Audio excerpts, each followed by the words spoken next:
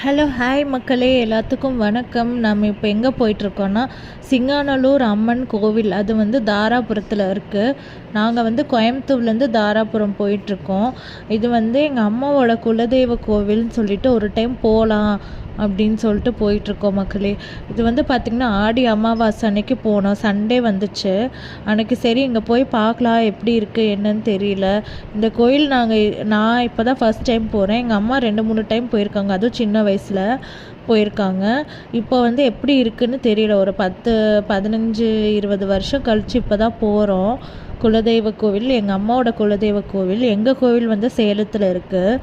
இந்த கோவில் வந்து மெயினாக வந்து அந்த ஒரு குலம் இருப்பாங்க, அவங்க மட்டும் கும்பிட்றது. சாமி வந்து பார்த்திங்கன்னா வெறும் தலை மட்டும்தான் இருக்கும். உடம்பு இதெல்லாம் வந்து இந்த சைடு பேரூர் சைடு ஒரு கோயிலில் வச்சுருப்பாங்களாமா. இந்த கோயில் வந்து அவங்களோட இதுக்கு வந்து ரொம்ப